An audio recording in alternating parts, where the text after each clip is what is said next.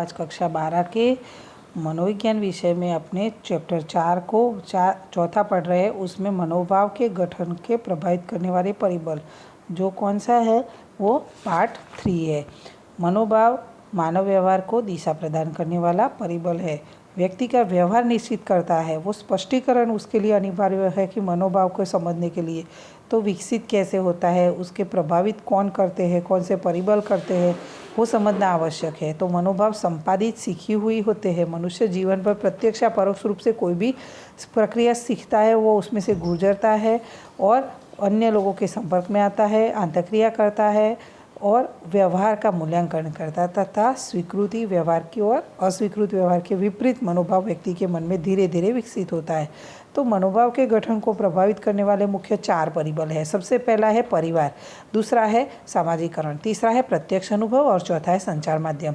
तो ये 4 परिबलों को अपने विस्तार से समझेंगे। परिवार सबसे इम्पोर्टेंट, परिवार में से ज़्यादा बच्चे सब जनरली बालक जन्म लेता है तुरंत वो परिवार में से ही सीखता है और ये परिवार अमूल्य यानी अनिवार्य अंग है समग्र जीवन काल में।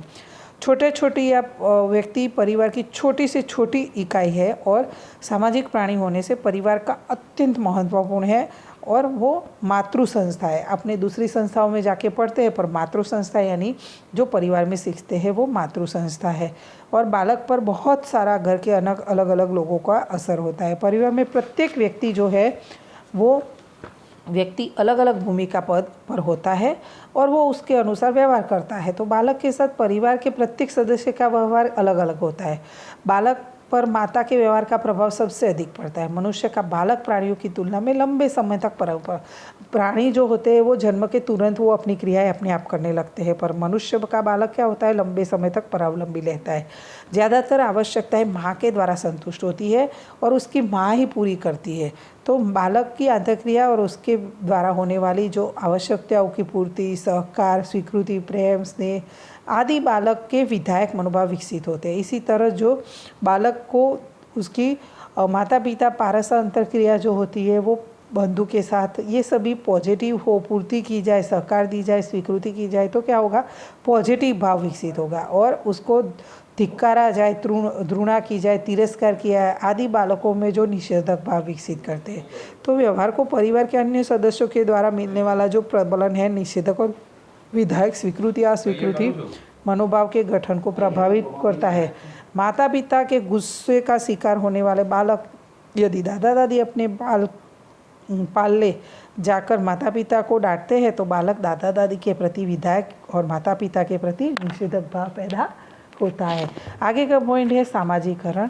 और समाज में रहने से अपने सामाजिक प्राणी है। समाज के रीत रिवाज, मूल्य, स्तर, रहन सहन एवं विचार श्रेणी आत्मसात करने की प्रक्रिया है।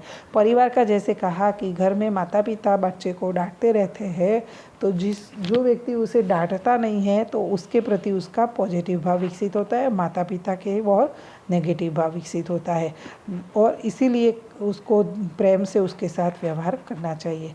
समाज में रहते समाज के रीत रिवाज, मूल्य, स्तर, रहन सहन, विचार वो व्यक्ति के अंदर आत्मसात होते हैं। जन्म से मृत्यु तक सामाजिकरण की प्रक्रिया द्वारा मनुष्य का गठन जो होता है वो सामाजिक गठन होता है। सामाजिकरण एक आजीवन चलने वाली शिक्षा है, प्रक्रिया है।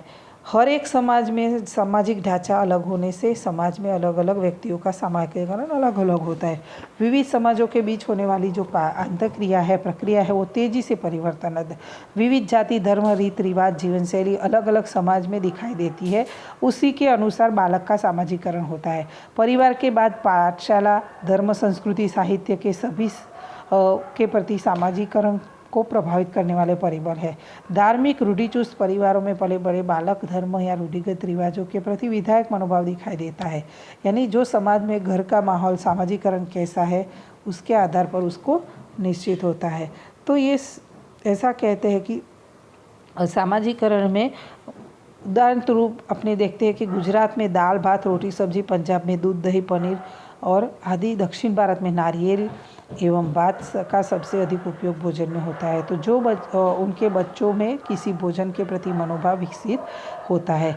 जैसे कि गुजरात में तो दाल चावल रोटी सब्जी, यानी कि गुजरात की दाल जो स्वीट होती है, गली यानी मीठी होती है, तो वो गुजरात के लोगों को वो मीठी दाल ही पसंद आएगी। और जो जनरली दूसरे लोगों को यहाँ मीठी दाल बनती नहीं है, तो जहाँ नहीं बनती है तो घर में वो उनको भी वो पसंद नहीं आएगी।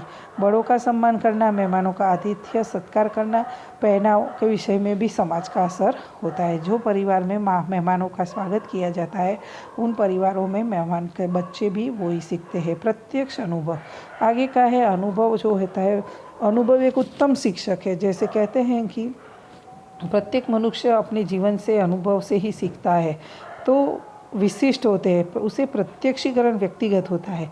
इसीलिए प्रत्येक मनुष्य प्रतिक्रिया भी विविधता वाली होती है। किसी एक समान परिस्थिति में उपस्थित अनेक लोगों का परिस्थिति का प्रत्यक्षीकरण अलग अलग होता है।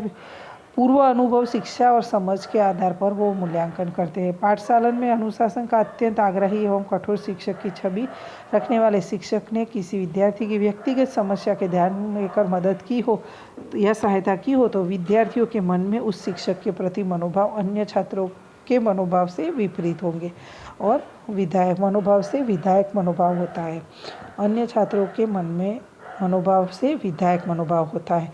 यानी शिक्षक भले कठोर है, पर कोई बालक की उन्होंने हेल्प की है, तो फिर वो बालक के मन में तो उनके प्रति विधायक भाव होगा। भले पूरी स्कूल में भले उनको अलग अलग लोग अलग कठोरता के रूप में देखते हो, तो ये प्रत्यक्ष खुद को अनुभव होने के बाद ही पता चलता है।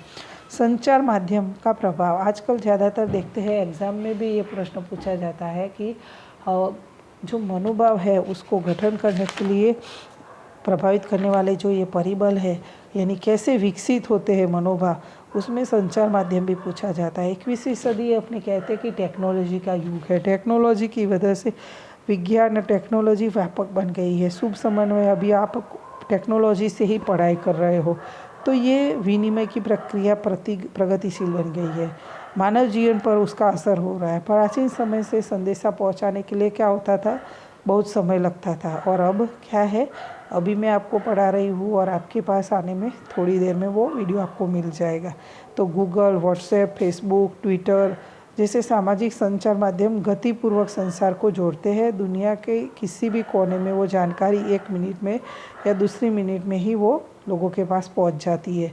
तो सामने प्रतिक्रिया भी गतिपूर्वक प्राप्त होती है।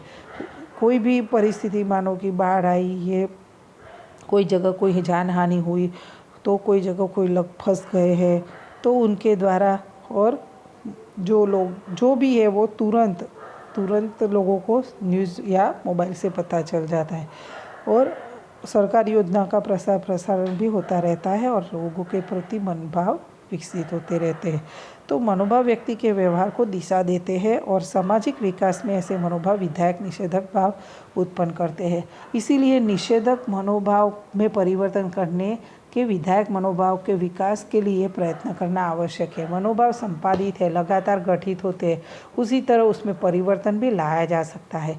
तो ये हुआ मनोभाव का गठन पर असर करने वाले परिबल।